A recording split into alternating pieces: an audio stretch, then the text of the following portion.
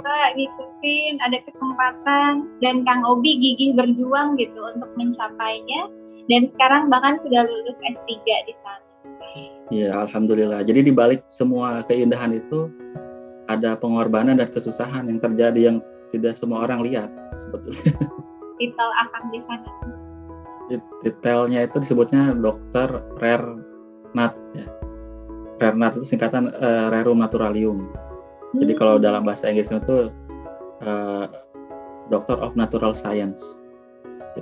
Oke, yang pertama yang menurut saya yang perlu kita buang ya, mindset orang Asia itu adalah merasa inferior daripada orang Barat. Ya, orang-orang Indonesia itu sebetulnya sama cerdasnya, bahkan lebih cerdas daripada orang-orang Barat ya. Dan di sini banyak orang-orang Indonesia yang bekerja di sini, bekerja dalam. Selamat datang di Aku Hari Ini.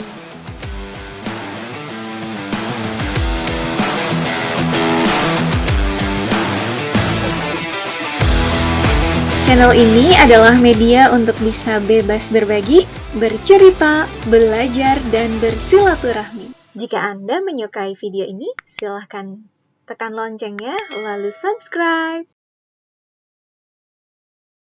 Assalamualaikum warahmatullahi wabarakatuh. Hai, selamat datang kembali di Aku Hari Ini. Aku hari ini bertemu dengan seorang yang luar biasa. Beliau ini adalah seorang dosen. Beliau juga berprofesi sebagai asesor.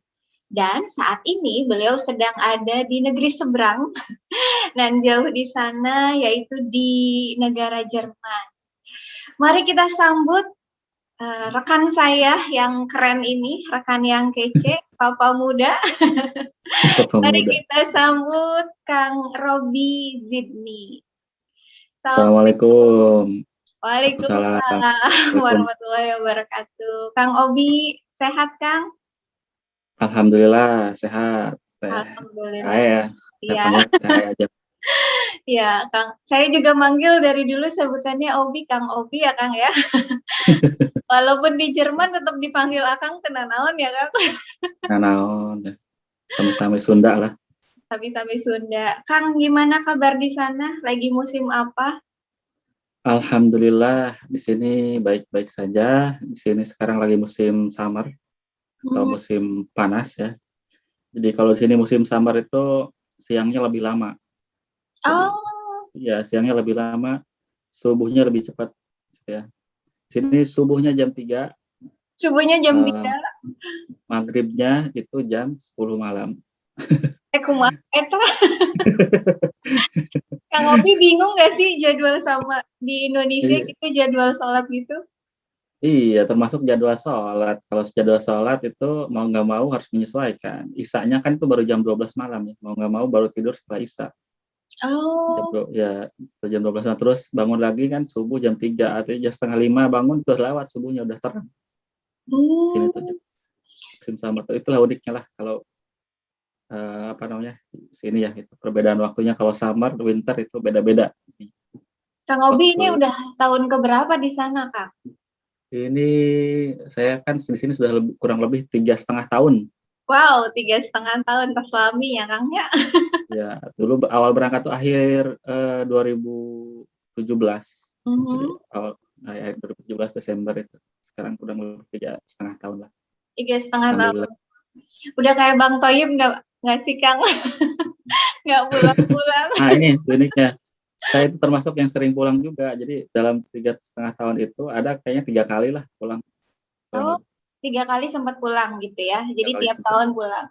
Berarti ini mah Kang Obi bukan Bang Toyib ya, Kang? Bukan, alhamdulillah. Masih ingat kampung halaman. Istri sehat, Kang? Istri sehat, alhamdulillah. Anak juga sehat, alhamdulillah. Alhamdulillah istri anak sehat. Walaupun ini jauh-jauhan, Kang? Atau ikut di Jerman juga? Sebelumnya ikut ke Jerman waktu tahun 2019 kalau nggak salah, 19 awal. Tapi karena yang lain hal, istri keterima kerja di Indonesia, jadi dia balik lagi ke sana. Tapi saya meneruskan di sinilah sendirian lagi. Gitu. Meneruskan sendirian. Nah, Kang Obi, sendirian di sana juga tentu ada tujuan yang lagi Kang Obi capai. Mungkin teman-teman yang nonton video ini penasaran, ini Kang Obi tuh di Jerman lagi ngapain sih, Kang? Kayak di Jerman ini saya sedang mengemban misi negara sebetulnya. Wis. Apa itu misi negara? Misi negara, Jadi abdi negara ya, iya, Kang? misi negara karena saya kan pegawai negara. Jadi Mhm. mengemban misinya disuruh belajar lagi. Jadi dalam rangka disebutnya itu tugas belajar. Tugas belajar melanjutkan pendidikan jenjang S3 atau doktoral ya di sini. Tepatnya di kampus University of Bremen di Jerman. Oh, itu Alhamdulillah. yang di foto Akang ya? Nah, ya, kalau dilihat Wis, ini kampusnya. bangunan yang khas di situ, Glass House namanya tuh. Jadi ini Mhm. bangunan ikonik di University of Bremen di kampus utamanya. Wis, saya baru dapat kabar katanya Akang baru lulus ya. Yeay, Alhamdulillah, selamat akhirnya atas lulus. kelulusan S3-nya. Setelah Ini sekian lama puyeng, akhirnya lulus. 3,5 tahun berarti ya Kang menempuh S3 di sana. Ya, 3,5 tahun kurang lebih sampai 3,5 tahun. sidang kemarin. Spesifiknya jurusan apa Kang di sana?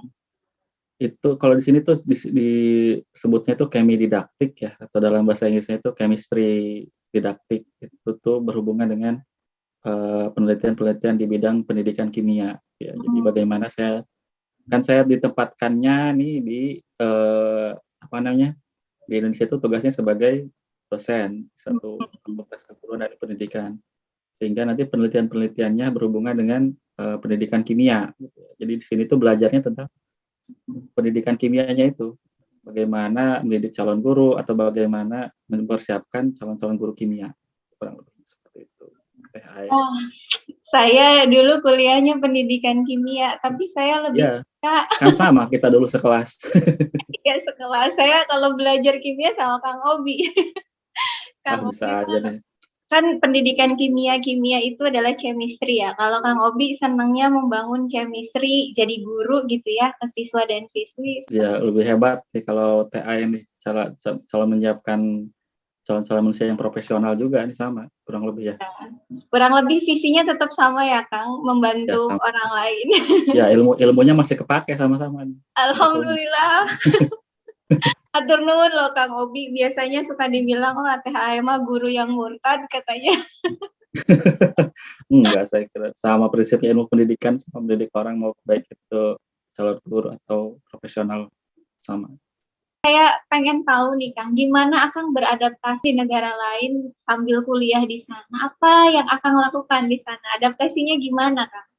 Oke, yang pertama yang menurut saya yang perlu kita buang ya, mindset orang Asia itu adalah merasa inferior daripada orang Barat. Itu dulu aja. Kadang kita tuh merasa lebih rendah daripada mereka secara tidak langsung ya, karena mungkin kita dulu dijajah gitu ya oleh orang-orang Barat. Jadi ketika ke sini kita merasa inferior gitu. Itu yang harus dibuang dulu yang pertama. Ternyata setelah saya ke sini itu saya terbuka gitu bahwa ya orang-orang Indonesia itu sebetulnya sama cerdasnya, bahkan lebih cerdas daripada orang-orang Barat gitu ya. Dan di sini banyak orang-orang Indonesia yang bekerja di sini, bekerja dalam sektor-sektor yang apa disebutnya tuh ya, sektor-sektor penting gitu ya, di industri penerbangan, di industri logistik, kemudian sebagai dosen, sebagai peneliti di sini banyak gitu, banyak orang-orang pintar Indonesia. Jadi itu yang perlu dibuang dulu, mindset inferiornya gitu ya. Kita sama dengan mereka kok, setara gitu, bahkan bisa lebih baik daripada mereka gitu. Itu dulu gitu yang perlu ditanamkan. Kemudian mungkin pertama ketika keluar negeri itu pasti ada yang namanya culture shock gitu. Betul. Shock gitu ya. Ya dengan ada perbedaan dan segala macam. Ada anekdot tuh ya bahwa orang-orang Jerman itu orang-orang yang garing. Garing Kenyataannya dalam gimana artian Kang? kenyataannya emang sangat garing sebetulnya. Oh, gitu. Iya. Kita di sini sulit ya kalau misalkan punya teman orang Jerman, itu agak sulit. Karena mereka itu agak sulit didekati. Misalnya kita kan kalau orang Indonesia, orang Asia itu ada bahasa basinya gitu ya. Nah, di sini nggak bisa sih kalau sama mereka itu. To the point. Harus to the point. Tapi kalau misalkan sudah kenal dekat itu biasanya dekat gitu ya. Tapi untuk awal-awal itu agak susah di sini. Dan di sini itu Jerman itu negara yang sangat teratur ya. Segala sesuatu itu ada aturannya gitu ya. Termasuk ketika buang sampah, memilah sampah, gitu. Kemudian berkendara dan segalanya, termasuk memancing yang saya kaget itu. Oh iya, Memancing itu harus ada SIM-nya, surat izin surat izin memancing. memancing. Kenapa segitunya, Kang? Tahu nggak alasannya? Iya. Kenapa coba? Karena mereka itu memperhatikan lingkungan. Jadi tidak boleh sembarangan orang memancing, jadi takut mengganggu habitat ikan tertentu. Jadi mereka dikasih edukasi dulu. Jadi makanya mereka ikut kursus memancing, setelah itu dapat lisensinya baru nanti boleh memancing. Bahkan hal-hal yang detail seperti apa ya? Hal-hal yang kecil itu diatur itu dan ada aturannya tertulis di hukum. Jadi kalau kita melanggar itu dapat sanksi yang cukup berat gitu ya. Nah, yang sebetulnya kaget saya itu adalah di sini tuh ada namanya iuran TV yang wajib dibayar meskipun kamu nggak punya TV. Oh iya, gitu. Jadi Makin nggak banyak punya makin TV. mahal dong, Kang, iurannya. Jadi per bulan itu harus bayar per kepala itu ya, satu keluarga itu sekitar 17,5 euro, kali aja 17.000 lah sekarang itu ya. Jadi sekitar 300.000 lah kurang lebih rupiah gitu ya. Itu harus bayar. Saya juga kaget ini ngapain ditagihinnya. Orang nggak punya TV di rumah juga gitu. Tapi ada sisi positifnya di sini tuh. Gimana? Karena di sini tuh negara maju, jadi gelandangan pun yang nggak punya kerjaan itu digaji sama pemerintah. Dapat tunjangan. Iya, digaji. Asalkan dia punya visa di sini atau warga negara Jerman gitu. Itu digaji ya. Termasuk termasuk kalau kita misalkan punya anak dan punya istri, itu mereka dapat tunjangan juga, ada tunjangan anak, tunjangan istri. Kalau istrinya tidak bekerja itu dapat tunjangan istri. Kalau anak dapat tunjangan per bulannya sekitar 150 euro lah. Tapi itu beda-beda tergantung negara bagian ya. Kalau di Bremen sekitar gituan. Termasuk asuransi kesehatan. Kita cuma bayar satu untuk kepala keluarga, itu menanggung seluruh keluarga. Dan sini wajib asuransi kesehatan itu ya. Dan sebagiannya ditanggung negara, punya asuransi negara. Jadi sini nggak perlu takut sakit ataupun apa gitu ya. Termasuk kalau kita nggak punya pekerjaan sementara gitu ya, dipecat, ada masa tunggu buat mencari pekerjaan lain, itu digaji sama pemerintah dalam asuransi itu ya. Ya. Ketika kita tidak punya pekerjaan, saya lupa istilahnya itu apa ya. Ketika nganggur, itu ada tunjangan yang dikasih sampai dia dapat kerja lagi. Di sini saking majelis sekalinya dijamin, dan tapi ya ada sisi positif sama negatifnya juga ya. Maksudnya ada sisi keuntungan dan kerugiannya juga gitu ya. Ada lagi karena terlalu strict ke aturan gitu ya. Jadi kadang-kadang saya nggak tahu nih dapat denda aja tiba-tiba. Ternyata kita membuat kesalahan apa gitu. Dan di sini jelas ya gitu. Hukumnya ada segalanya, dia harus dibayar kalau kita berbuat kesalahan kena denda. Termasuk saya dulu pengalaman pahitnya itu pernah waktu itu saya harusnya saya kira bayar deposit rumah itu dipotong langsung ya via apa namanya? Via rekening bank. Ternyata itu kita harus transfer, dan saya waktu itu posisinya lagi di Indonesia. Jadi saya nggak nerima suratnya. Suratnya dikirim ke rumah. Telat 3 bulan langsung dapat denda itu 200 euro. Aduh. Senilai berapa rupiah tuh, Kang? 200 euro kali 17.000 sekitar 3.500.000 lah. Lumayan ya. Lumayan itu. Ya itulah uniknya di sini. Banyak lagi sebetulnya cerita. Tapi yang unik di sini ada satu lagi. Apa? Ya di sini. Kamu bisa nyari duit dengan cara mulung botol. Kumpulin botol. Jadi di sini mah iya. Nah, di sini mesin khusus untuk nukerin botol. Jadi di botol itu ada namanya pevan ya. Pevan itu apa namanya? Jadi setiap botol itu dihargai sekitar 0,25 sen ya, atau dalam rupiah itu sekitar berapa ya, 4.000 rupiah lah satu botol itu. Jadi bisa ditukar dan jadi euro, dan itu bisa dibelanjain gitu. Jadi kalau ayah lagi bokeh nih di sini ya, nggak punya uang, ya udah mulung botol aja ya di situ. Kayak ya, Kang. Masukin. Itu pernah ada teman cerita, dia dalam sehari itu bisa nyampe 8 euro sampai 15 euro. Wow. Dari ngumpulin botol. Itu tuh lagi bokeh ya, berarti nggak ada kaum rebahan di sana mah ya, Kang? Ya itulah yang unik lah. Banyak sih ya hal yang unik, inilah Hmm. hal yang lucu juga kadang-kadang ada. Ya kurang lebih itu. Kalau makanan di sana gimana, Kang? Awal-awal adaptasi juga, Kang? Nah ini dia nih makanan tuh ya, yang jadi concern saya. Karena saya juga sebagai auditor halal gitu ya, harus memilih makanan yang halal di sini. Jadi alhamdulillah untungnya di sini tuh banyak warga Turki yang Islam. Karena dulu sejarahnya tuh Jerman setelah Perang Dunia Kedua itu mereka butuh orang-orang yang membangun negaranya ya, membangun bangunan infrastruktur segala macam. Nah itu udah datang banyak imigran Turki datang sini. Udah generasi keberapa mereka menetap di sini, dan di sini kuat mereka ininya apa namanya ikatan persaudaraannya, terus ininya dan segala macam. Banyak mesin-mesin Turki di sini. Jadi banyak juga tukang kebab. Ah, Jadi, kebab ya. Cemilan kebab. sore berarti, Kang. Nah, di sini kebab. Jadi kebab itu kan berarti banyak orang yang muslim yang jualan, jadi halal ya. Jadi palingan itu alternatifnya. Kalau enggak pilih yang vegan.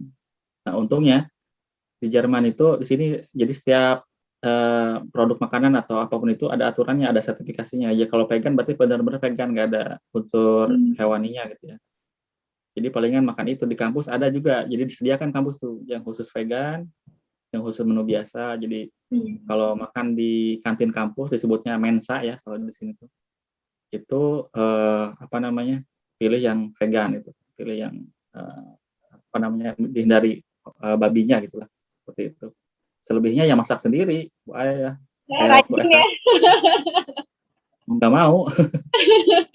Bosan masa tiap hari kebab terus. Iya. Tapi dari makanan gitu nggak sulit, Kang? Maksudnya stok-stoknya gitu banyak sama kayak di Indonesia. Nah, ini uniknya Jerman tuh. Jerman itu ada negara para imigran. Itu banyak imigran dari Asia, dari Arab, dari Indonesia. Di situ ada toko Asia. Jadi kalau mau nyari terasi itu ada, itu nyari sambal juga ada. Bahkan ada juga jengkol itu. Jengkol. Saya pernah lihat jengkol itu. Iya, jengkol. Sukaan TAE nih kayaknya nih. Jengkol putih sama sambal terasi ya, Kang? Iya, termasuk Indomie segala macam itu ada di sini. Makanan 1000 umat Indonesia itu Indomie ya. Ada di sini bisa diperoleh gitu. Termasuk makanan halal itu banyak supermarket Turki ya. Mereka menjual daging-daging halal, jadi saya biasanya beli di situ gitu. Jadi bisa dibilang di sini karena banyak imigran muslim jadi tertolong lah gitu untuk makanan-makanan itu, dan banyak imigran Asia juga. Ini apa namanya yang unik juga di sini di Bremen itu apa ya, di sini mereka pakai sepeda. Sepeda itu udah umum. Bahkan di trotoar itu disediain jalan buat sepeda. Dan orang ya kalau jalan nggak boleh lewat jalur itu. Kalau misalnya lewat jalur itu ketabrak ya salah orang itu yang jalan.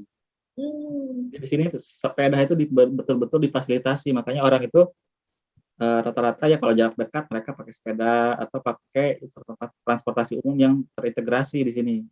Jadi kita mah nggak perlu pusing-pusing lagi asalkan punya kartu itunya ya, kartu mahasiswanya. Nah uniknya di sini tuh ya, saya ceritain lagi. Yeah. Kalau kuliah di sini tuh kan biaya gratis, tapi nggak sepenuhnya gratis. Jadi kita tuh bayar sekitar 350 euro lah. Itu juga tapi balik lagi buat kita. Kita dapat semester tiket namanya. Semester tiket itu adalah untuk bisa transportasi juga seputar daerah yang telah ditentukan ya. Dan untuk University of Bremen itu luas jangkauan jangkauan yang bisa dipakai kartunya tuh ya. Bahkan saya bisa pergi ke beberapa kota di lain dengan gratis saya dengan membawa kartu semester tiket itu ya, punya student.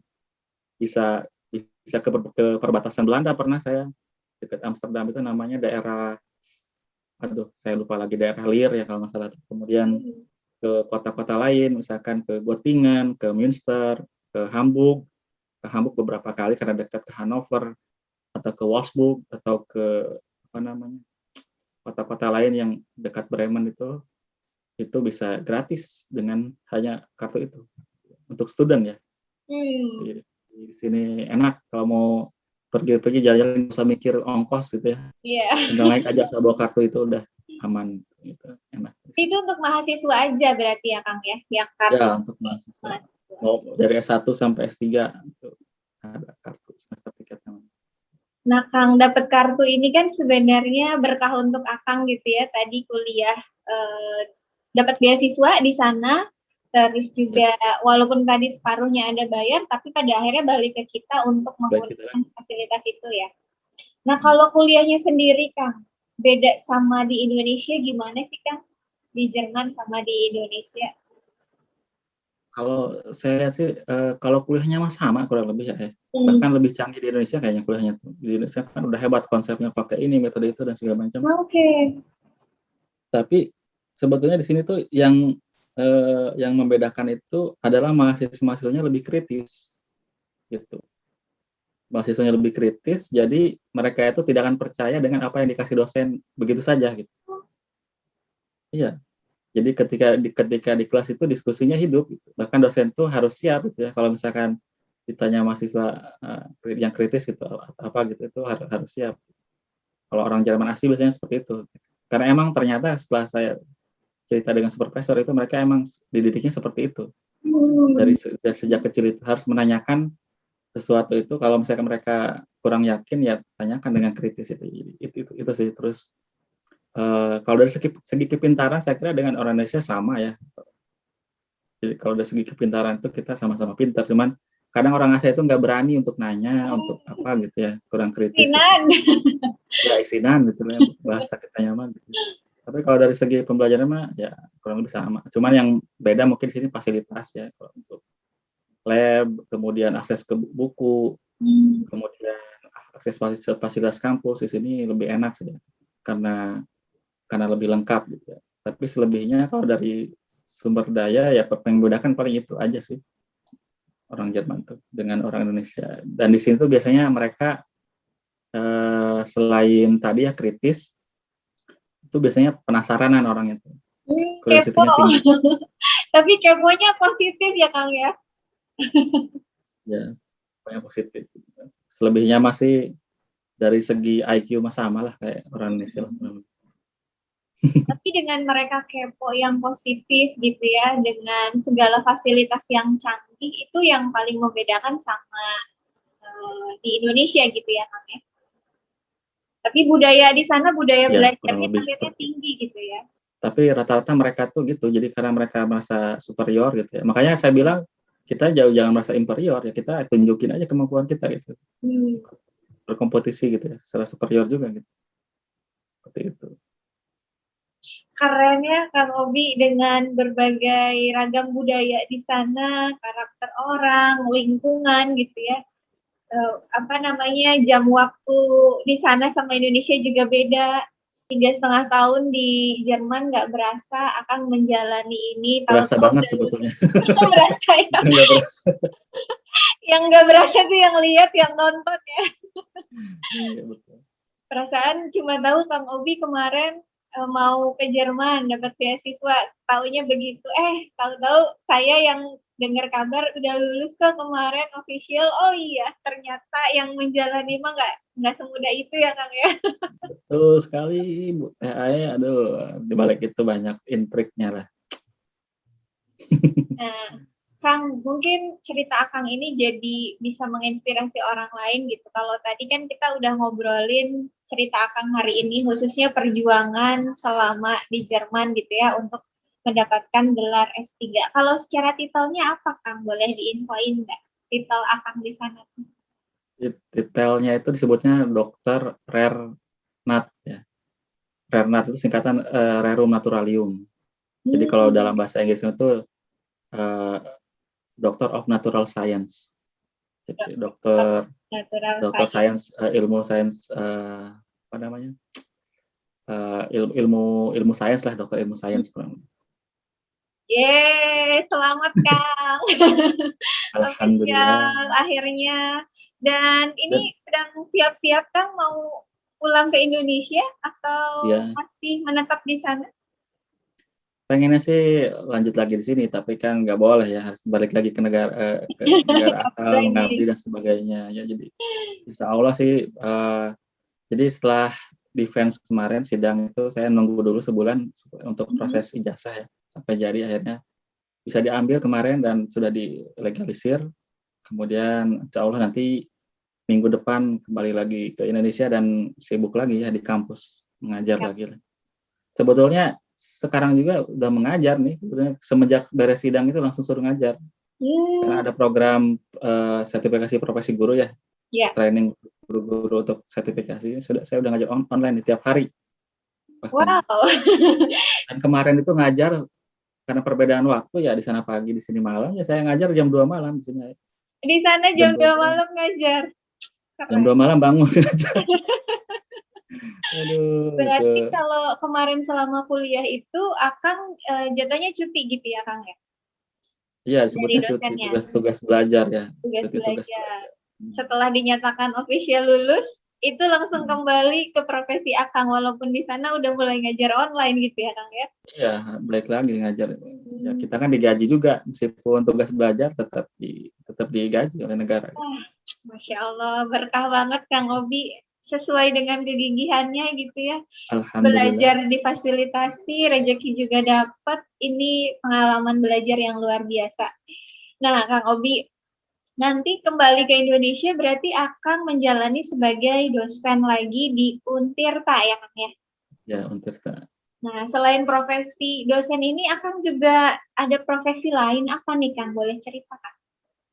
Profesi lain itu kan, kalau dosen itu kan selain apa namanya, dosen itu disebutnya itu kewajibannya itu tridharma ya, tridharma pendidikan. Pertama itu sebagai pengajaran, kemudian penelitian, satu lagi pengabdian masyarakat. Nah, dalam pengabdian masyarakat ini kita bisa menjalani profesi lain selama itu ada izin dari pimpinan. Tapi tidak full gitu ya. Biasanya seperti sekarang itu saya menjalani profesi lain sebagai auditor halal di LPPOM MUI Provinsi Banten gitu. Sebagai auditor halal itu. Jadi untuk auditor untuk sertifikasi produk-produk halal gitu, khususnya yang ada di Provinsi Banten gitu ya. Kurang lebih seperti itu. Jadi tugasnya ngapain? Ya mengaudit produk-produk halal gitu. Kalau mereka ada perusahaan yang mengajukan atau UKM yang mengajukan sertifikasi halal, kita yang audit, termasuk tahu bahannya apa, kemudian prosesnya seperti apa dan segala macam. Karena kan saya juga basicnya ada ilmu sains kimia murninya ya, biokimia. Kalau auditor itu lebih ke arah saintisnya, saintis yang menyelidiki bahan-bahannya segala macam. Nanti kita ngasih rekomendasi ke ulama, ya, dalam hal ini MUI. Nanti MUI yang menentukan fatwanya halal atau haram. Kan fatwa itu yang mengeluarkan ulama ya. Jadi kita sebagai asisten para ulama lah. Asisten ulamanya ya. Berarti rekomendasi berdasarkan analisa di labnya gitu ya Kang ya? Ya, harus di lab sama di lapangannya. Oh iya. Keren juga ya Kang. Wah, ternyata teman saya ini keren banget. Juga lah Pak. Ayo aja. Saya merasa itu karena saya diberi kesempatan dan saya memanfaatkan kesempatan itu. Ya alhamdulillah gitu. Tapi di balik semua itu ada perjuangannya sebetulnya, yang tidak semanis yang dilihat sekarang gitu ya. Di balik semua itu pasti ada ini. Sugesti saya itu bahwa pentingnya pendidikan tinggi. Jadi kerjalah pendidikan setinggi mungkin gitu ya. Jadi ya itu yang terus tertanam di benak saya gitu. Waktu itu ya mengejar ketertinggalan, belajar kimia lagi dari awal dan bahkan mendekati atlet-atlet olimpiade itu, tolong ajarin saya gitu. Jadi di tahun pertama itu lucunya saya belajar ke mereka gitu untuk belajar dasar-dasar ilmu kimia. S1 di UPI, kemudian terbuka informasi, oh ini tuh universitas top. Dalam negeri, luar negeri, situ ada beasiswa juga bisa dapat situ. Dari situ terbuka. Dari situ ya ingin melanjutkan S2, akhirnya melanjutkan S2 di ITB. Setelah di ITB makin terbuka lagi. Banyak kesempatan untuk luar negeri. Terus bagaimana berusaha lagi, akhirnya alhamdulillah bisa lanjut S3 di luar negeri juga.